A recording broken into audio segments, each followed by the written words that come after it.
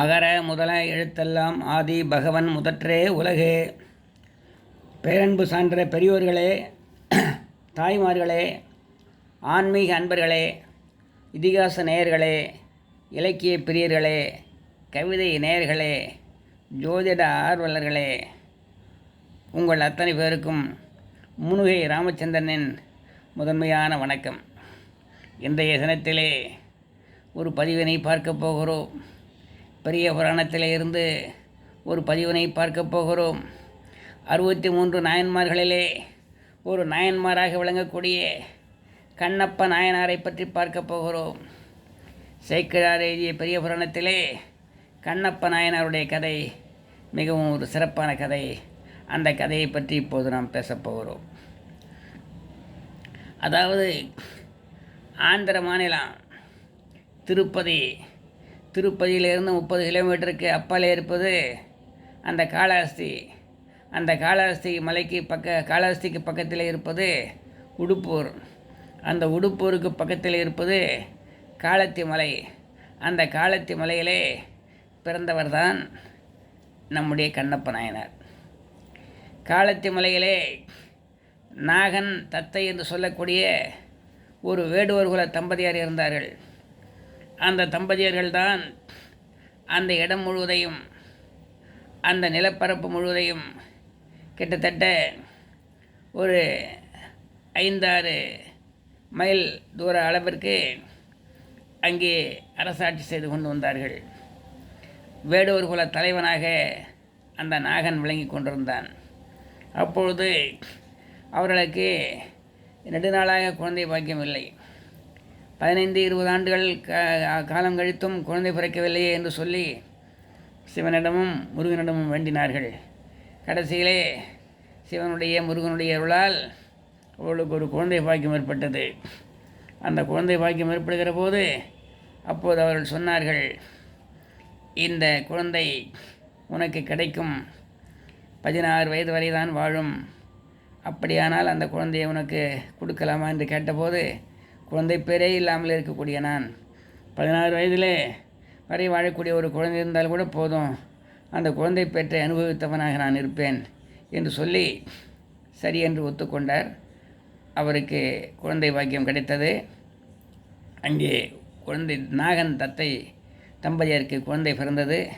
அந்த குழந்தை மிகவும் திண் என்று இருந்த காரணத்தினால் அந்த குழந்தைக்கு தென்னன் என்று பெயர் வைத்தார்கள். அந்த தென்னன் என்று சொல்லக்கூடிய அந்த குழந்தை வேடுவர் குலத்திலே பிறந்த அந்த குழந்தை, வேடுவர் குல தலைவனாக விளங்கக்கூடிய நாகனுக்கு பிறந்த அந்த குழந்தை நாளொரு மேனியும் பொழுதொரு வண்ணமாக வளர்ந்து கொண்டே வந்தான். கடைசியிலே 16 வயதை எட்டிவிட்டான். அடுத்து என்ன ஆச்சு? 16 வயது ஆகிவிட்டதே. 16 வயதிலே அவனுக்கு மரணம் வந்துவிடும் என்று சொன்னார்களே, அதற்கு மேல் வாழ மாட்டான் என்று சொல்லியிருக்கிறார்களே, ஆகவே இப்போதே அவனுக்கு இளவரச பட்டத்தை கட்டிவிடலாம் என்று சொல்லி 16 வயது துவங்கிய உடனே அவருக்கு, அந்த தென்னனுக்கு இளவரச பட்டத்தை கட்டி அவருக்கு 2 அமைச்சர்கள், நாணன் காளன் என்று சொல்லக்கூடிய அமைச்சர்கள் 2 பேரையும் சேகரித்து அங்கே சேர்த்து வைத்து, இவருக்கு பக்கத்துணையாக நீங்கள் இருந்து நீங்கள் அரசாட்சியை செய்யுங்கள், இந்த குறுநிலத்தை ஆளுங்கள் என்று சொல்லி அந்த நாகனும் தத்தையும் ஓய்வாக இருந்தார்கள். இந்த நேரத்திலே புதிதாக வேடர்குல தலைவனாக அறிவிக்கப்பட்ட அந்த தென்னன் தன்னுடைய கடமைகளை செய்ய வேண்டும் என்பதற்காக நாணன் காளன் என்று சொல்லக்கூடிய அந்த 2 பேரையும் அழைத்து கொண்டு நம்முடைய காட்டுக்கு போகலாம், வேட்டைக்கு போகலாம், விவசாயிகளுடைய நிலங்களையெல்லாம் பல்வேறு விதமான மிருகங்கள் அழித்து கொண்டு வருகிறது, அவற்றையெல்லாம் வேட்டையாடி விவசாயிகளுக்கு நன்மையை செய்ய வேண்டும் என்பதற்காக தென்னன் இங்கிருந்து புறப்பட்டான். அப்படி புறப்படுகிற போது நாணன் காடன் என்று சொல்லக்கூடிய அந்த 2 பேரோடும் புறப்பட்டான். புறப்பட்டு காட்டிற்கு போனான். காட்டிற்கு போனவர்னாலே அங்கே பல்வேறு விதமான இடங்களையெல்லாம் பார்த்தான். இயற்கை காட்சிகளையெல்லாம் பார்த்து ரசித்தான். சிறு மலை குன்றுகளையெல்லாம் பார்த்து ரசித்தான். அங்கே ஓடக்கூடிய ஆறுகளையெல்லாம் பார்த்து ரசித்தான். அதற்கடுத்து அங்கே பல இடங்களிலே அலைந்து திரிந்த காரணத்தினால், பசி வந்த காரணத்தினால், நாம் ஏதேனும் ஒரு விலங்கை வேட்டையாடி அந்த விலங்கை இப்பொழுது புசிக்கலாம் என்பதற்காக பார்த்தார்கள். அந்த நேரத்திலே ஒரு காட்டுப்பன்றி வேகமாக ஓடி வந்தது.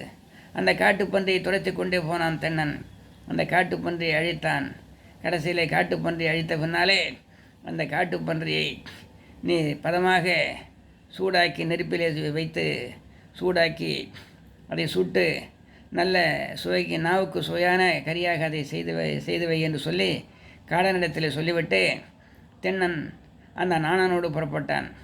பக்கத்திலே இருக்கக்கூடிய பொன்முகலி என்று சொல்லக்கூடிய ஆற்றை பார்த்து அந்த ஆற்றிலே தண்ணீர் எல்லாம் குடித்துவிட்டு அதற்கு பக்கத்தில் இருந்த அந்த காலத்தி மலை என்று சொல்லக்கூடிய அந்த மலையிலே போய் பார்க்கலாம் என்பதற்காக போனான்.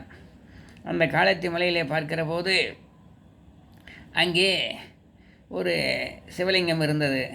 அந்த சிவலிங்கத்தை பார்த்தவுடனே இவனுக்கு ஒரு மகிழ்ச்சி, ஒரு ஆனந்தம், ஒரு துள்ளல். அந்த ஆண்டவனோடுவே அந்த இறைவனோடுவே அந்த சிவலிங்கத்தோடுவே இருந்துவிட வேண்டும் என்ற அளவிற்கு ஒரு நெருக்கமான பாசம் ஏற்பட்டது. சரி என்று அங்கே போய் பார்த்தான். பார்க்கிற போது அந்த சிவலிங்கம் அங்கே திருமஞ்சனம் செய்யப்பட்டிருந்தது. அங்கே பூக்களால் அங்கே அலங்கரிக்கப்பட்டிருந்தது. அதற்கடுத்து அங்கே சில நைவேத்தியம் செய்யப்பட்ட சில உணவுகள் இருந்தது. அதையெல்லாம் பார்த்தவுடனே அந்த தென்னன் கேட்டான். நானன் அப்பொழுது பதில் சொன்னான், இங்கே சிவகோச்சாரியார் என்று சொல்லக்கூடிய ஒரு அந்தனர் இருக்கிறார். அவர் இந்த மலைக்கு தினமும் காலையில் வருவார். இந்த பொன்முகலி ஆற்றிலே இருந்து தண்ணீரை எடுத்து அந்த குடத்தில் எடுத்து சென்று அங்கே அந்த சிவலிங்கத்திற்கு ஊற்றுவார். பிறகு இந்த காட்டில் இருக்கக்கூடிய மலர்களையெல்லாம் அங்கே அவருக்கு சூடுவார்.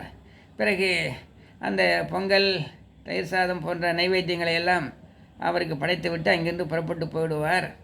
திருப்பி மறுநாள் காலையில் வருவார். இதுதான் அவருடைய வேலை என்று சொன்னான்.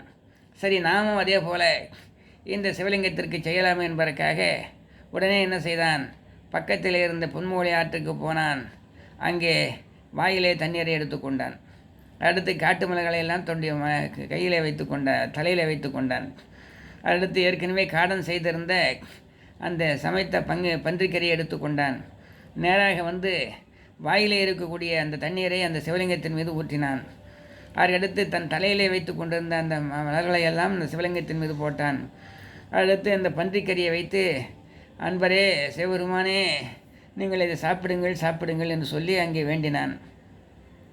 அவனோ ஒரு கள்ளங்கவடம் இல்லாதவன் தென்னன், சூதுவாது இல்லாதவன், உண்மையை பொய் தெரியாதவன். ஆகவே ஒரு அப்பாவையாக இருந்தவன். ஆகவே இவன் இப்படியெல்லாம் செய்கிறான் என்று சொல்லி அந்த நாணன் நினைத்து கொண்டு சரி என்று சொல்லி அவனை அழைத்து கொண்டு போனான். அப்பொழுது, நான் இப்பொழுது ஊருக்கு வரமாட்டேன், நான் இவரிடத்திலே தான் இருப்பேன். காட்டு விலங்குகள் இந்த சிவலிங்கத்தை சிவபெருமானை என்ன செய்துவிட்டால் என்ன செய்வது, ஆனால் இரவு முழுக்க நான் இங்கே தான் இருப்பேன் என்று இருந்தான். அடுத்து மறுநாள் பொழுது வடிந்த பாடு காட்டிற்கு சென்று பொன்முகலி ஆற்றிலே நீராடி, அடுத்து அங்கே விலங்குகளை வேட்டையாடி இப்படி ஏதாவது சுட்டு கறி சமைத்து இப்படியே சாப்பிட்டு கொண்டிருந்தான். இப்படியாக இருந்தபோது மறுநாள் காலையிலே வந்தார் சிவகோச்சாரியார். அப்படி சிவகோச்சாரியார் வருகிற போது இந்த சிவலிங்கத்தை பார்த்தார். சிவலிங்கத்தின் மீது இந்த பூக்கள் தூவப்பட்டிருந்தது. கீழே பன்றி இறைச்சி படைக்கப்பட்டிருந்தது.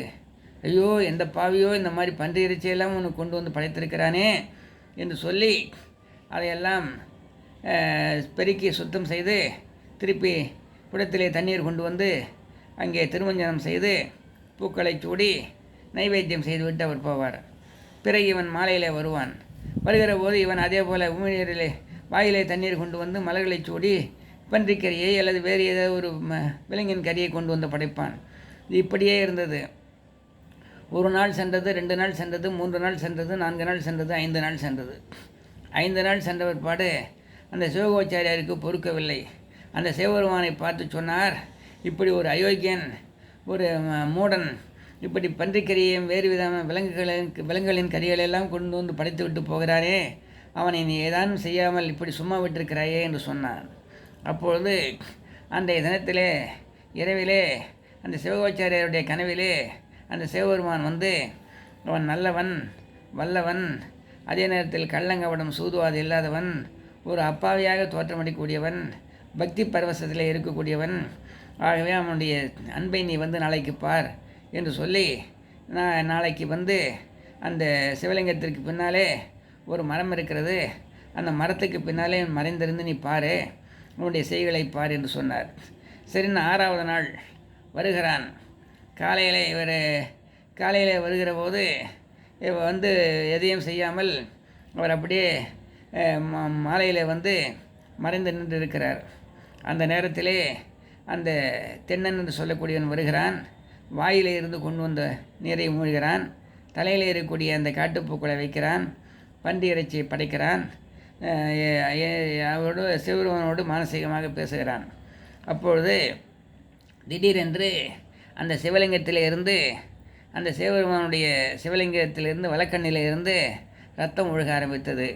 ஐயோ, ரத்தம் ஒழுகிறதே என்று சொல்லி ஓடிப்போய் சில பச்சிலை மூலிகையெல்லாம் கொண்டு வந்து பிழிந்து வைத்தான். ரத்தம் நிற்கவில்லை. கடைசியில் என்னாச்சு? ஊனுக்கு ஊன் பொருந்திவிடும் என்று சொல்லுகிறார்களே, ஆகவே நம்முடைய கண்ணையை எடுத்து வைத்து விடலாம் என்று சொல்லி ஒரு அம்பை எடுத்து அந்த வலக்கண்ணை பெயர்த்து அந்த வலக்கண்ணிலே வைத்தான். அவன் ரத்தம் நின்று விட்டது. ஆஹா, ரொம்ப சந்தோஷம், நமக்கு ஒரு கண் இருந்தால் போதும், அவருக்கு ஒரு கண் கொடுத்துட்டோன்னு சந்தோஷமாக இருந்தான். உடனே கொஞ்ச நேரத்தில் என்னாச்சு? இடது கண்ணிலேயும் ரத்தம் ஒழுக ஆரம்பித்துவது. இடது கண்ணிலேயும் ரத்தம் ஒழுக ஆரம்பித்த காரணத்தினால் இனி பச்சிலை மூலிகைக்கு நாம் போக வேண்டியதில்லை, நம்முடைய இடது கண்ணை எடுத்து வைத்தால் போதும் என்று சொல்லி நம்முடைய கண்ணை பெயர்க்கலாம் என்று சொல்லி பெயர்க்கிறான்.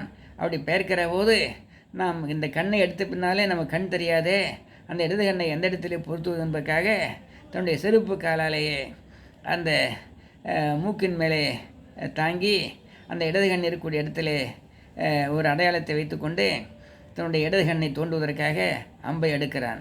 அம்பை எடுத்த உடனே எங்கே இவன் தோண்டி விடுவானோ என்று அவசரப்பட்டு நில் கண்ணப்ப, நில் கண்ணப்ப, நில் கண்ணப்ப என்று சொல்லி 3 முறை அந்த சிவபெருமான் அங்கே குரல் கொடுத்தார்.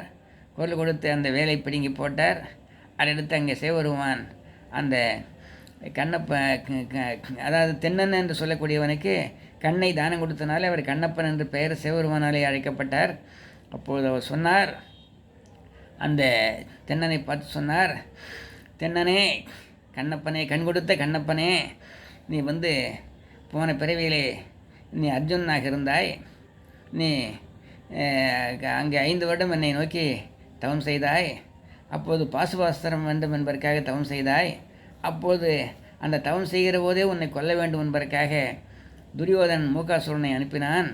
அந்த மூகாசுரன் ஒரு பன்றி வடிவிலே வந்தான் உன்னை கொல்வதற்காக. அந்த பன்றியை கொன்றுவிட்டு நான் உனக்கு பாசுவதம் கொடுக்க வேண்டும் என்பதற்காக நான் வேகமாக வந்தேன். அப்பொழுது அந்த பன்றியை நான் பின்பக்கம் இருந்து அம்பு போட்டேன், நீ முன்பக்கமாக அம்பு போட்டாய். அந்த பன்றி கீழே விழுந்தது. அந்த மூகாசுரன் அழிந்தான். அழிந்த உடனே நான் உனக்கு காட்சி கொடுத்தேன். நீ இடத்திலே நான் பன்றியை துரத்தி வந்திருக்கிறேன், என்னுடைய நான் வைத்த குறிக்கு நீ ஏன் வைத்தாய் என்று இடத்திலே சண்டை போட்டேன். அப்போது எனக்கு இந்த பன்றிக்கறி முக்கியமில்லை, எனக்கு சிவன்தான் முக்கியம், சிவனை எண்ணித்து தவம் செய்து கொண்டிருக்கிறேன், நீ போ என்று சொல்லி பேசினாய். கடைசியிலே வில்லாலே என்னை அடித்தாய். கடைசியிலே மல்யுத்தம் போட்டாய். கடைசியிலே உன்னை தூக்கி மேலே போட்டேன். போட்டு கீழே வருகிற போது நான் பார்வதி பரமசிவனோடு காட்சி கொடுத்தேன். அடுத்து என்னை கண்டவுடனே என்ன செய்தாய்? நீ எனக்கு முக்தி கொடுக்க வேண்டும் என்று கேட்டாய். அட அர்ஜுனனே, உன்னுடைய அண்ணன்மார்கள், அண்ணன் தர்மன், அடுத்து இன்னொரு அண்ணன் பீமன், தம்பிகள் நகுலன் சகாதேவன்லாம் இருக்காங்க காட்டில். அவங்களாம் வந்து சூதாடி நீங்கள் காட்டுக்கு வந்திருக்கிறீர்கள். எதிர்காலத்திலே மகாபாரத யுத்தம் வருகிற போது பயன்பட வேண்டும் என்பதற்காக பாசுபதாஸ்திரத்தை வேண்டி என்னை தவம் செய்தாய். ஆகவே கல்யாண சந்தடியிலே தாலி கட்ட மறந்தான் என்பது சொல்வார்களே, அதை போல என்னை பார்த்த இந்த மகிழ்ச்சியிலே நீ பாசுபதாஸ்திரத்துக்காக தான் தவம் செய்தாய் என்பதை மறந்துவிட்டு எனக்கு முக்தி வேண்டும் என்று கேட்கிறாய். உனக்கு முக்தியை நான் அடுத்த பிறவியிலே கொடுக்கிறேன். இப்பொழுது பாசுபதாஸ்திரத்தை பெற்றுக்கொள் என்று நான் சொன்னேன். அப்பொழுது நான் சொன்ன வார்த்தையை தான் மறவாமல் இப்பொழுது உனக்கு முக்தியை கொடுத்திருக்கிறேன். அந்த அர்ஜுனனே எத்தனையோ கோடி பிறவிகள் என்பார்களே, அந்த பிறவிகளிலே ஒரு பிறவியாகி இப்போது இங்கே நாகன் தத்தைக்கு மகனாக பிறந்தாய். 16 ஆண்டு காலம் வாழ்வாய் என்று நான் ஏற்கனவே அவர்களுக்கு அருளாசி செய்திருந்தேன். அந்த வயத்திலே இன்றைக்கு 5 நாள் முடிந்து 6வது நாளாகிவிட்டது. உனக்கு நான் முக்தியை தருகிறேன் என்று சொல்லி அங்கே முக்தியை கொடுக்கிறார். அவர் கைலை மலையிலோடு கைலவாசத்துக்கு போகிறார். அந்த சிவபெருமானோடு ஒன்றி கலக்கிறார். அப்படி கலக்கிற போது அந்த பக்கத்திலே மரத்திலே மறைந்து நின்ற அந்த சிவாச்சாரியர் அழைத்து, பார்த்தாயா இந்த தென்னனுடைய அன்பை என்று சொல்லி அடுத்து என்னை பாதுகாக்க வேண்டும் என்பதற்காக இவன் இவ்வளவு தூரம் முயற்சி செய்த காரணத்தினால் இவன்தான் எப்போதும் எனக்கு பாதுகாப்பாளனாக இருப்பான். இந்த சந்நிதியிலே முதல் சந்நிதி இந்த கண்ணப்பருடைய சன்னதியாக இருக்கும். அடுத்த சன்னதி தான் என்னுடைய சன்னதியாக இருக்கும். இந்த கண்ணப்பரை கும்பிட்டு விட்டு தான் அடுத்து என்னை வந்து கும்பிடுவார்கள் என்கின்ற தகவலையெல்லாம் சொல்லி, நீ எப்போதும் போல இந்த திருமஞ்சனம் அபிஷேகம் ஆராதனைகளை செய்து கொண்டிரு என்று அந்த சிவாச்சாரியாருக்கும் சொல்லி அங்கே சிவபெருமான் மறைந்தார் என்கின்ற அளவிலோடு இந்த கதையை நான் முடிக்கிறேன். ஆக தென்னனாக இருந்தவர் அடுத்து கண்ணை தானம் கொடுத்த காரணத்தால் அவர் கண்ணப்பர நாயனாக மாறினார். இந்த கதையை சேக்கிழார் பெரிய புராணத்திலே இருக்கிறார். ஆகவே சுந்தரமூர்த்தி சுவாமிகள் கூட சொல்லுவார், ஐயா இவரை போல நான் ஒரு தொண்டரை நான் பார்த்ததில்லை என்று சொல்லுவார். மாணிக்கவாசகர் சொல்லுவார், எவ்வளவோ அன்பு வைத்த அந்த கண்ணப்ப நாயனார் காட்சி கொடுத்தாய், சாதாரண அன்பு வைத்து எனக்கு கூட காட்சி கொடுத்திருக்கிறாயே, உன்னுடைய பெருந்தன்மை என்ன என்று அங்கே சொல்லியிருக்கிறார். ஆக இப்படியெல்லாம் அந்த கண்ணப்ப நாயனருடைய வரலாற்றை போற்றி பல பேர் புகழ்ந்து பாடியிருக்கிறார்கள். பட்டினத்தார் என்று சொல்லக்கூடியவர் சொல்லுகிறார், சேக்கிழாரை பற்றி சொல்லுகிறார், 63 நாயன்மார்களை பற்றி நீங்கள் எழுதியிருக்கிறீர்கள் சேக்கிழார் அவர்களே. அந்த 63 நாயன்மார்களிலே ஒரே ஒரு 3 நாயன்மார்களைத்தான் நான் முக்கியமான நாயன்மார்களாக நான் கருதுகிறேன். ஒன்று பிள்ளைக்கறி கொடுத்த சிறு தொண்டர், இன்னொன்று மனைவி சொன்ன சூழால் இனி வந்து என்னை தொடாதே என்று சொன்ன காரணத்தினால், என்னை தீண்டினால் திருநீலகண்டம் என்று சொன்ன காரணத்தினால் மனைவியோடு தீண்டாமல் வேறு எந்த பெண்ணையும் தீண்டாமல் இளமையோடு இருந்து கடைசியில் முதுமை காலம் வரையும் அந்த தாம்பத்திய உறவிலே ஈடுபடாமல் அந்த பெண் இன்பமே இல்லாமல் இருந்தாரே அந்த திருநீலகண்ட நாயனார், அவரையும் நான் போற்றுகிறேன். அவரிடத்து இந்த கண்ணையே இடந்து அப்பி வைத்தாரே இந்த காலத்தியப்பரையும் போற்றுகிறேன். ஆக சிறு தொண்டரை திருநீலகண்டரை இந்த காலத்தியப்பரை போற்றுகிறேன், கண்ணப்ப நாயனாரை போற்றுகிறேன். ஆனாலும் என்னுடைய முதல் மார்க்கே இந்த கண்ணப்ப நாயனாருக்கு தான் என்று சொல்லி அங்கே பட்டினத்தார் சொல்லுகிறார். அப்படி அவர் சொல்லுகிற போது சொல்லுகிறார், வாளால் மகவறிந்து ஊட்ட வல்லேன் அல்லேன், வாளாலே மகவறிந்து ஊட்டினானே சிறு தொண்டன், அவனைப் போல நான் நல்லவள். மாது சொன்ன சூழால் இளமை துறக்க வல்லேன் அல்லேன், தன்னுடைய மனைவி சொன்ன ஒரே ஒரு காரணத்தினால், இனி எம்மை தீண்டாதீர்கள் என்று சொன்ன காரணத்தினால் மனைவியையும் தீண்டவில்லை, கடைசி வரை வேறு எந்த பெண்ணையும் தீண்டாமல் அப்படியே பிரம்மச்சரிய விரதமாகவே இருந்தாரே திருநீலகண்ட நாயனார், அவனைப் போலவும் சிறந்தவர் இந்த உலகத்திலே இல்லை. அடுத்து நாளாரில் கண்ணிடந்து அப்ப வல்லேன் அல்லேன், 16 ஆண்டுகள் முடிந்த பிற்பாடு 6வது நாளிலே கண்ணை இடந்து அப்பவதற்காக வந்தாரே கண்ணப்ப நாயனார், அவரைப் போலவும் நான் ஆக மாட்டேன், நான் ஆளாவது எப்போதோ திருக்காலத்தி அப்பருக்கே என்று சொல்லி முடிக்கிறார். ஆக சிறு தொண்டரையும் குறிப்பிட்டு திருநீலகண்டரையும் குறிப்பிட்டு கண்ணப்ப நாயனாரையும் குறிப்பிட்டு அந்த கண்ணப்ப நாயனார் இந்த காலத்தியப்பர் என்று பெயராலே குறிப்பிடக்கூடிய அந்த கண்ணப்ப நாயனாரை போற்றி அந்த கண்ணப்ப நாயனாருக்கு நான் ஆளாவது எப்போதோ என்று குறிப்பிடுகிறார். வாளால் மகவறிந்து ஊட்ட வல்லேன் அல்லேன், மாது சொன்ன சூழால் இளமை துறக்க வல்லேன் அல்லேன், நாளாரில் கண்ணிடந்து அப்ப வல்லேன் அல்லேன், நான் ஆளாவது எப்போதோ காலத்தி அப்பருக்கே என்று சொல்லி அந்த கண்ணப்ப நாயனருடைய பெருமையை அந்த பட்டினத்தாரும் கூறுகிறார். அந்த விதத்திலே கண்தானம் என்பது மிகச்சிறந்த தானம், எல்லா தானங்களிலும் சிறந்தது கண்தானம். கண்ணில் சிறந்த உறுப்பில்லை என்று சொல்வார்கள். கண்ணு மட்டும் தெரியலனாக்க வேறு எங்கேயும் போக முடியாது, வர முடியாது, எங்கெங்கே தடவை எப்படி போக முடியும், ஒன்றுமே முடியாது. கை இல்லாமல் வாழ்ந்து விடலாம், கால் இல்லாமல் வாழ்ந்து விடலாம், ஆனால் கண் இல்லாமல் வாழ முடியாது. அந்த கண் எஞ்சான் உடம்பிற்கு சிரசே தலை என்று சிரசே பிரதானம் என்று சொல்லுவார்கள், அந்த சிரசுக்கு கண்ணே பிரதானம் என்று சொல்லுவார்கள். அப்படிப்பட்ட கண்ணை தானம் செய்வது என்பது மிகப்பெரிய ஒன்று, மிகப்பெரிய அரிய செயல். அந்த அரிய செயலை எத்தனையோ 100 ஆண்டுகளுக்கு முன்னாலே, ஆயிரக்கணக்கான ஆண்டுகளுக்கு முன்னாலே அந்த கண்ணப்ப நாயனார் செய்திருக்கிறார் என்று சொன்னால் அவருடைய பெருமையை நான் எப்படி விவரிப்பது? அப்படிப்பட்ட பெருமைக்குரிய மிகச்சிறந்த சான்றோராக விளங்கியவர் கண்ணப்ப நாயனார்னு சொல்லி கண்ணப்ப நாயனாருடைய உரையை, அவருடைய கதையை இங்கே பேசி முடிக்கிறேன். இந்த கதையை கேட்ட உங்களுக்கெல்லாம் ஒரு சிறிய வேண்டுகோள், என்னுடைய பதிவுகள் உங்களுக்கு உடனுக்குடன் வந்து சேர ராமச்சந்திரன் முருகை என்கிற யூடியூப் சேனலை சப்ஸ்கிரைப் செய்யுமாறு கேட்டுக்கொள்கிறேன். வாழ்க வளமுடன் நலமுடன். நன்றி, வணக்கம்.